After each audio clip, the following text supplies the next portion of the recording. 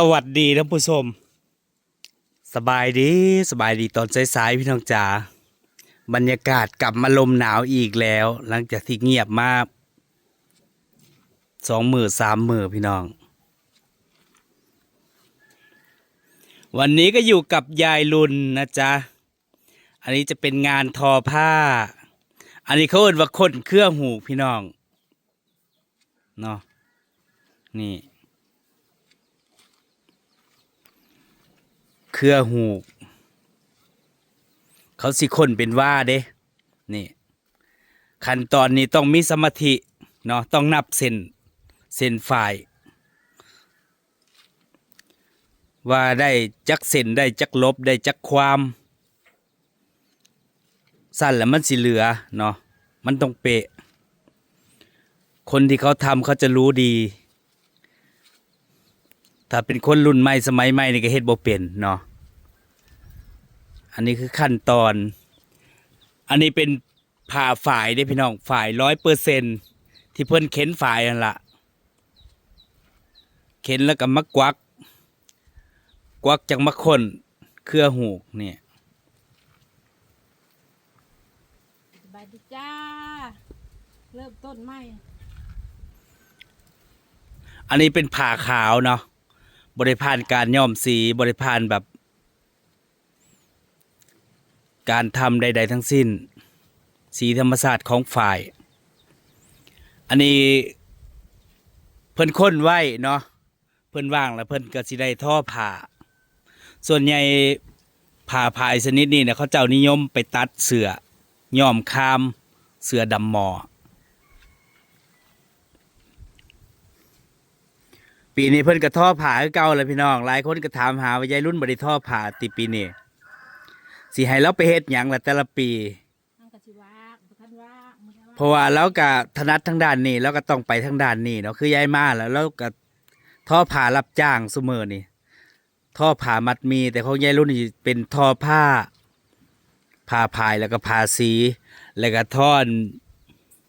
ผ่าขาวม่าคือเก่าเนาะผ่าพันคอ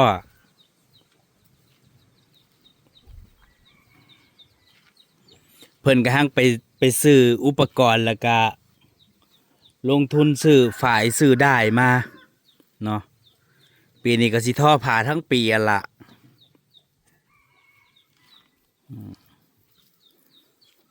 อันนี้แค่ขั้นตอนเริ่มต้นเนาะหลังจากที่คนเครื่องหูกแล้วก็ไปสืบหูกเด้ไปสืบหูกใส่พื้มอ่ะ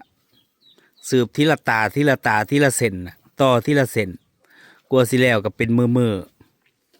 แล้วจังมากางหูกมาท่อผ่าบัดที่นี่มันหลายขั้นตอนกลัวสิเป็นผ่าพื้นหนึ่งเพราะฉะนั้นขาย100-200ค่ะ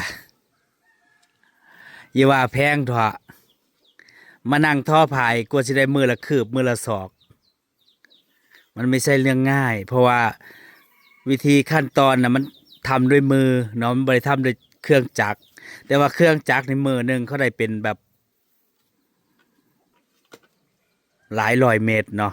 บ่มีก็เคยอยู่โรงงานทอผ้ามาก่อนนะพี่น้องอยู่แถวบางบอนแถวเอกชัยบางบอน3เท่านั้นเคยไปอยู่2 ที่โรงงานทอผ้าแต่ส่วนใหญ่จะเป็นผ้ายืดเนาะผ้าเสือยืดโอ้ยมาขอเงินกันบัดนี้เครื่องจักรเขาเจ้าแบบ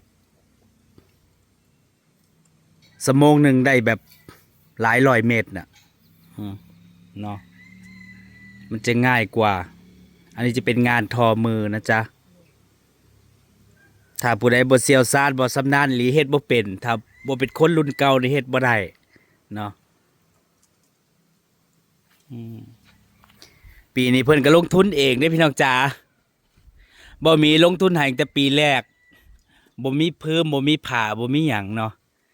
หลังจากที่ขายได้กำไรเพิ่นก็ลงทุนเองเพิ่นปีที่แล้วก็ลงทุนเองขายเองทำเองนะจ๊ะปีนี้เพิ่นก็ลงทุนเองเพิ่นซื้อมาแล้วปีนี้กับปีก่อนๆน่ะก็สิแตกต่างกันหลายพี่น้องปีนี้ยายรุ่นละว่าต้นทุนมันแพงหลายว่าซั่นเขาขึ้นราคาอีกแล้วปีที่แล้วก็ขึ้นราคาปีนี้แห้งกันหนักกว่าเก่าเพราะฉะนั้นสิอัน ขายราคาเก่าบ่ได้เด้เนาะหลายคนว่าคือแพงแท้ปีที่แล้วคือขายถูก ปีนี้คือขายแพงกว่าเก่าตามต้นทุน ทุกอย่างมันบ่ได้คงที่เนาะทุกอย่างมันมีต้นทุนนี่ อันนี้ผ่าฝ่ายนะจ๊ะเพิ่นเข็นเองเพิ่นอะไรพี่น้องเนี่ยผ่าฝ่ายบริผ่านการย้อมสีนะจ๊ะนี่กลัวสิได้ซ้ำนิกาโมเมนต์ง่ายเนาะใส่เวลาเป็นเท่าไรเดือนเนาะมานั่งเข็นฝ่ายตลอดอยู่เนี่ยอันนี้ผ้าฝ้าย อันนี้เป็นได้เนาะได้เพิ่นสีทอนสีอะไรเนี่ย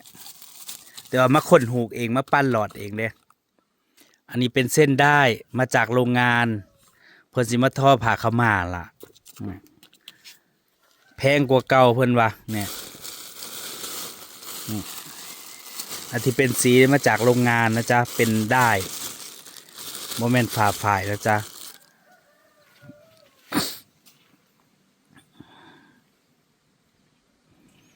แต่เพิ่นสิค้นหูก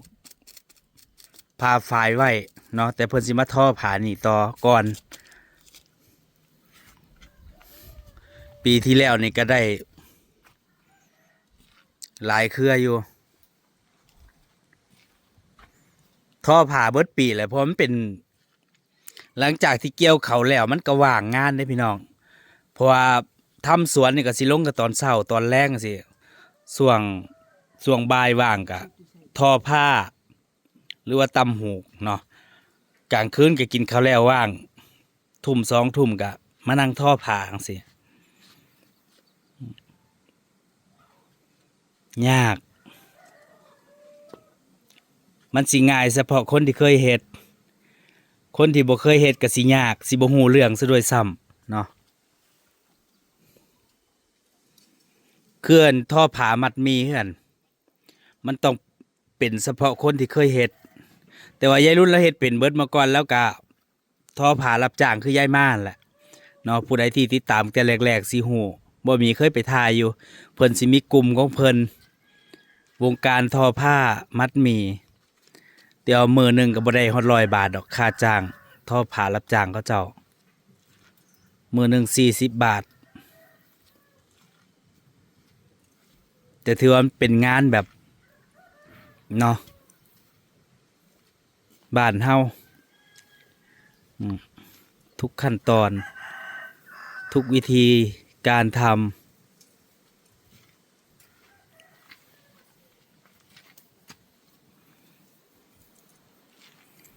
อันเสือตัวนี้ก็นี่แหละเพื่อนท่อเองนะพี่น้องเนี่ยท่อเองนะจ๊ะนี่ลายนี้เนาะท่อเองคายเองนี่อันเสือตัวนี้คือกันเพื่อนท่อเองเพื่อนเนี่ยแล้วก็เจ้าตัดเป็น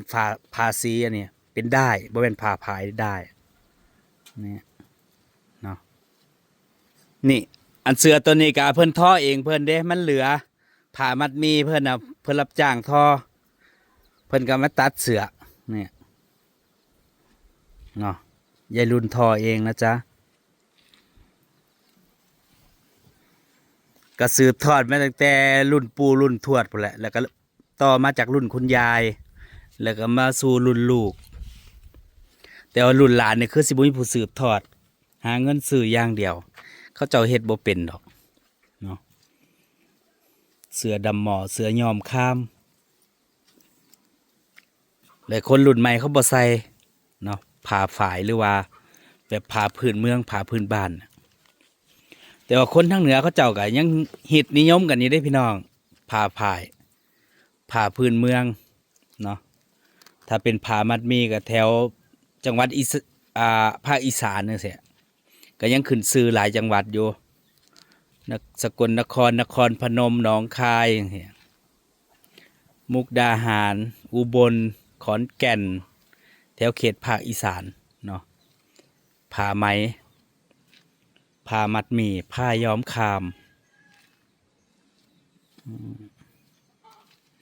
กสิเฮ็ดอยู่นี่แหละงอกอยู่เบิดมือแต่ละขั้นตอนนั้นมันบ่แม่นง่ายเด้คันเข็นฝ่ายกว่าสิได้ตอนหนึงกับ หลายอาทิตย์เนาะทำทีละขั้นตอน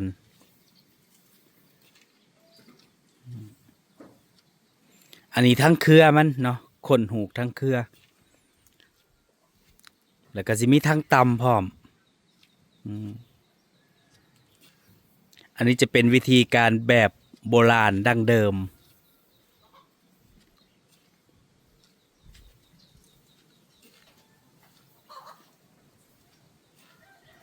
อันนี้เขาเอ่นว่าซาว่าบ่นี่เอาแต่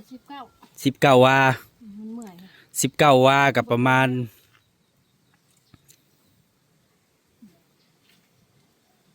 หลายเมตรอยู่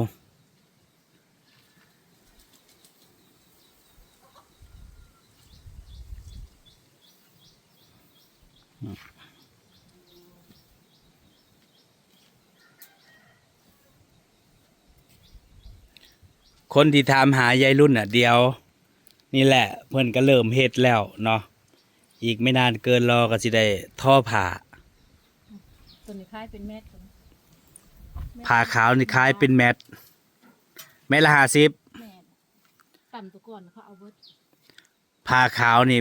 เมตรละ50 บาทนะจ๊ะผ่าฝ่าย100%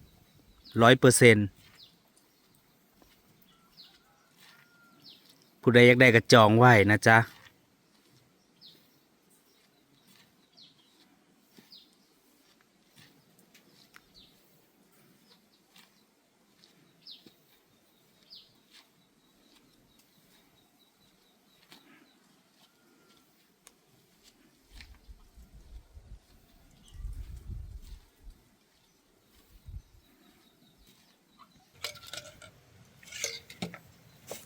อันนี้ก็จะเป็นงานประจำของยายมานะจ๊ะทอผ้ามัดหมี่ลายขอ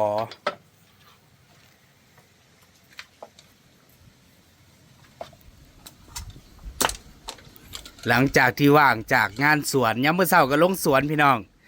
สายๆขึ้นมาก็กินข้าวแล้วก็ทอผ้าเดี๋ยวค่ำๆก็ลงสวนอีกรอบแต่มื้อนี้ลมเด้อพี่น้องจ๋า อันน่ะ ลมแรงอากาศหนาวอากาศเย็นอีกแล้ว มันขอโพดขอกำลังพืชเพราะว่ามันสิลมมาใส่อีกเลยตัวโพดในกันเทนานี่ แต่ว่าท่อผ่ามัดมีมันสิยากกว่าท่อผ่าธรรมดาคือของยายรุ่นเด้มันท่อไว้บ่ได้เนาะ คนละมองลม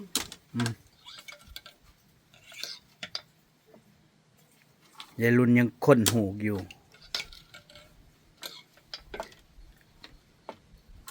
งานนี้จะเป็นงานละเอียดพิถีพิถันเนาะท่อมัวๆบ่ได้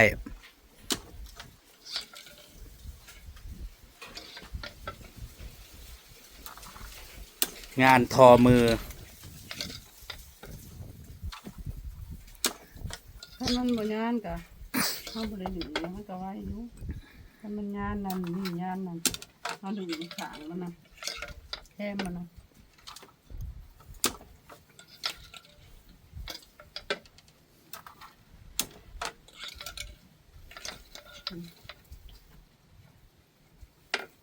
ผู้ใดที่บ่เป็นเฮ็ดบ่ได้เด้มันเป็นงานละเอียดท่อมัวบ่ได้เดี๋ยวลายมันบ่ตรงกัน แต่ว่าอันนี้น่ะของเขาเบิดเด้พี่น้องนี่เพิ่มนี่ก็ของเขาเจ้าเนาะผ้าในของเขาเจ้าทุกอย่างของเขาเจ้าหมดมีแต่เอาผ้าเอาฝายมาแล้วก็มาปั้นหลอดเนาะปั้นหลอดแล้วก็มาสืบหูกท่อเอง แต่ว่าเครือหูกกับของเขาเจ้าคนหูกมาเรียบร้อยเนาะมีแต่ปั้นหลอดแล้วก็ทอ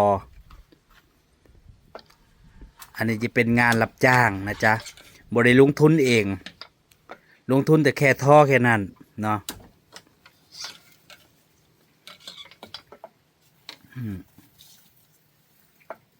หลายคนสิว่ายายมาคือท่อซ่าแท้ โอ้หมอสา คือเฮ็ดซ่าแท้ยายรุ่นแล้วเฮ็ดคือไวแท้มันคนละอย่างกันนะจ๊ะ คนละคนอีก อันนี้มันจะเป็นเป็นลายเนาะไว้บ่ได้เห็นบ่เวลาทอมาบางทีเราก็ดึงลายใส่กันครับมันบ่ตรงแล้วก็ดึงใส่อีกเนี่ย ถ้ามัน สั่นละลายมันบ่ตรง ถ้ามัน มันบน ถ้าลายมันเพี้ยนปุ๊บเนี่ยเราได้เสียเงินอีกนะจ๊ะถือว่ามันเป็นผ่าตกเกรดเนาะนี่ต้องดึงใส่กันอีกใส่มันก็สิบ่เป็นซอเป็นดอก มันเป็นหน่วยดิ เพื่อนว่ามีสองลายเนาะอันนี้สิลายแรกจะเป็นลายขอลายที่สองน่าจะเป็นลายซอแม่นบ่ลายดอกคาบ่ จักลายหน่วยของลายมันเฮาบ่ทันได้อันนั้นน่ะบ่ฮู้คันเฮาต่ำแล้วก็มันก็น่าจะฮู้อันนี้มัน ลายนี้เกิดจากการ มันเป็นลายหน่วยนะ มัดหมี่นั่นเองเนาะเขาจะมัดแล้วไปย้อม มันก็เป็นสี ลายขอ